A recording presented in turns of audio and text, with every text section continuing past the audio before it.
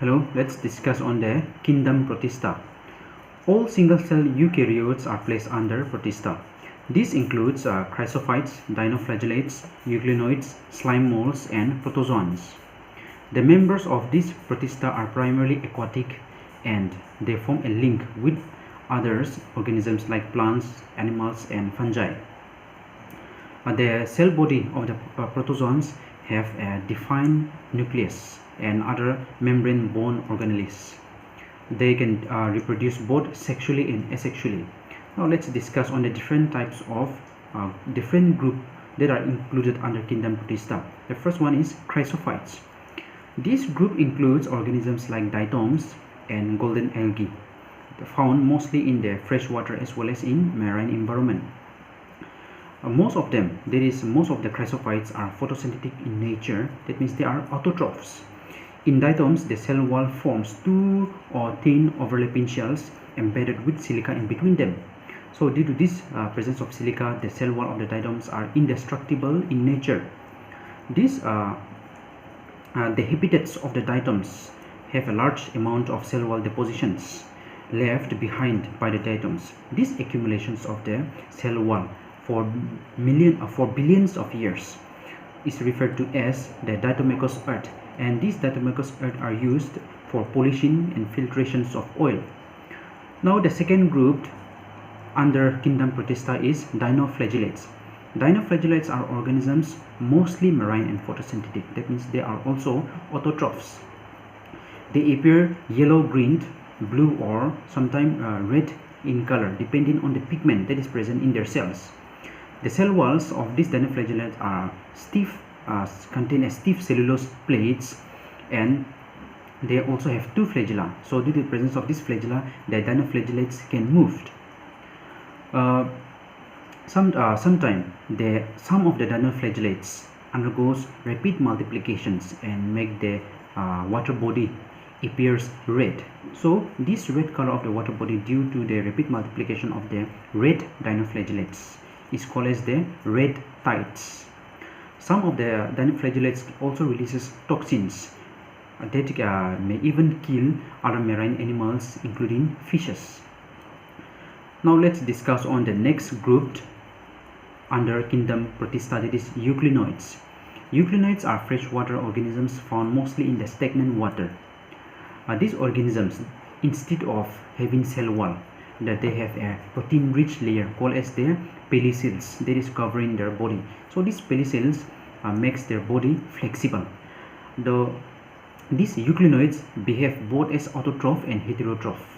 In the presence of sunlight, the euglenoids can photosynthesize their food. So in the presence of light, they act as autotroph. But when these euglenoids are deprived of sunlight, that means when they do not get sunlight, they behave like heterotrophs by predating over other smaller organisms. Some of the example included under these euglenoids are euglenoid is euglena.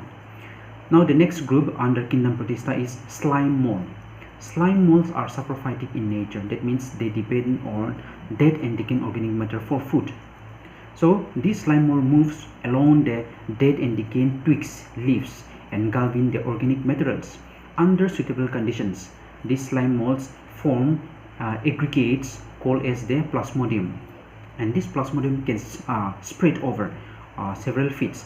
But under unfavorable conditions, the plasmodium differentiates and form many fruiting bodies to develop to bear spores, and these spores are extremely resistant to harsh environmental conditions and can survive for many years.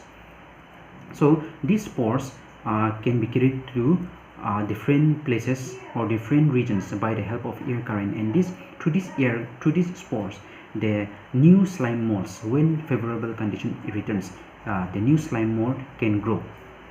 Now the next group that is included under kingdom Protista is the protozoans. Protozoans are heterotrophic in nature. Heterotrophic means they depend on other organisms for their food to derive their nourishment or nutrition. The protozoans can be both predators or parasites. Predators means they are feeding on other organisms. That means they are killing other organisms and feeding on them. And parasitic means they are surviving on the body of other living organisms and derive the nutrition from that body, as well as causing disease to that body. So they can act both as predators and parasitic. There are four groups of protozoans. The first group is the amoeboid protozoans. These protozoans live in fresh water and in moist soil. They move and capture their prey by putting out a special structure called as the pseudopodia. This pseudopodia is also called as false feet, and these pseudopodia are found in unicellular organisms like amoeba. Some of the amoeboid protozoans that are parasitic is the Antiamoeba histolytica. Now the second group of protozoan is the flagellated protozoans. These flagellated protozoans are free living or parasitic protozoans. They have flagella and therefore they can move from one place to another.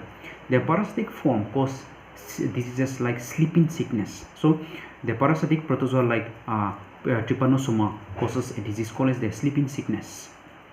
The third group of protozoan is the ciliated protozoan. Ciliated protozoans, they are mostly aquatic in nature and they are actively moving organisms due to the presence of many cilia. The example of ciliated protozoans is the paramecium. Now the fourth and the last group of protozoans is the sporozoans. These sporozoans includes diverse organisms, and they also have an infectious spore stage in their life cycle. So among the sporozoan, the most infectious or the most notorious sporozoan is the plasmodium. This plasmodium is also called as malarial parasites because it causes malaria in the body of the living organisms. So these are some of the protozoans that are included in the kingdom fungi, in the kingdom Protista. So this is all about the kingdom Protista.